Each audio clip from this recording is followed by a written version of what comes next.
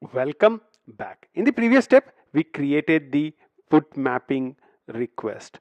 Let's test it first before we would go ahead and create the post mapping. Before we do anything, let's do a get and get the details of a specific ID. So let's say to do /1. Make sure that you have the origin 4200 in here. You'd see that the response is 200 and I'm seeing the response back in here. So I'll copy the body from here so that we can use it in our put request. So I'm changing it to put, and inside the body I'm copying it whatever I've copied from earlier. What I'll do is the ID 1 I would want to change it, and let's say it's learn to dance 15, and let's try and update it in. Let's call send now. You'd see I'm getting a 500. It says type definition error, simple type. To do has no creators, that's what it says. The reason why you are getting the error is because to do does not have a default constructor. One of the things is, if you want to have something as a request body, then you need to actually have a default constructor with no arguments present. That would enable creation of this object, and then whatever values in the request are present, the setters are called for them. If you just have some constructor like this, you have to create a default constructor. Now let's go ahead and let's execute that request again, send. Now you'd see that the execution of the request is successful. It says 200 and we are able to get the content of the request back. And if I go and refresh the in 28 minutes to do's URL, what do we see? Learn to dance 15. That's cool. So our update request logic is working. Now let's focus on the post request, which is used to create a new to do. I'll copy the put mapping whole thing again. This one we would want to use a post mapping. Post mapping, and what I would need to do is the post mapping, you'd send the post request, you would send it to the to do's URL because you will not have a ID. We would need to assign the ID inside the application for it. So let's remove that out, and over here what we would want to do is the same method is called, save method is called. However, what we want to return for a created resource is the location of the created resource. So what we would typically return for a created post request is what is the URL of the created resource. So what we can do is we can actually get the URL of the current resource. So what we can do is get current resource URL. So if the URL resource for this one is localhost 8080 users in 28 minutes to do's. Now to this I can append the ID, and that would give me the URL of the new resource which is created. So to this, if I can actually append in the ID, then this would give me the complete URL. So let's see how to do that. There is a helper component called servlets URI. Actually, it's the servlet URI. Just type in servlet URI components builder. That's the component. And inside this, there are static methods. And you can say servlet URI components builder.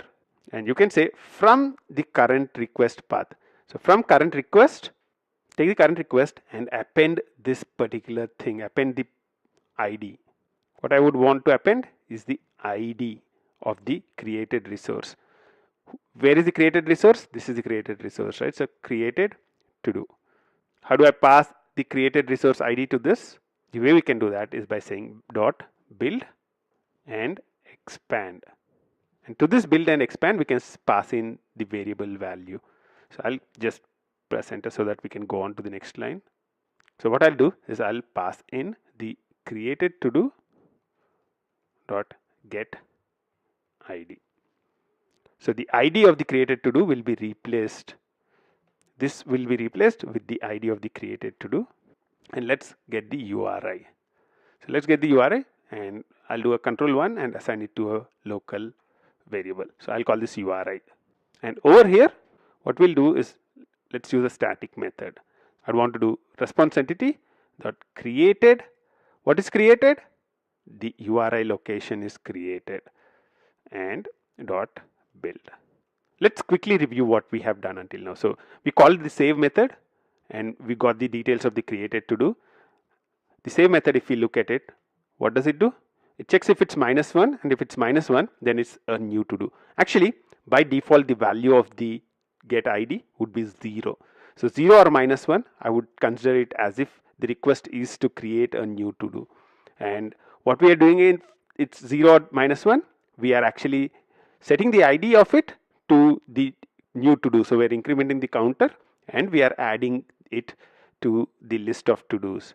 And at the end we also return that back. So what we do in here, we get the created to do, and what we are doing in here is taking the current request path and appending /id.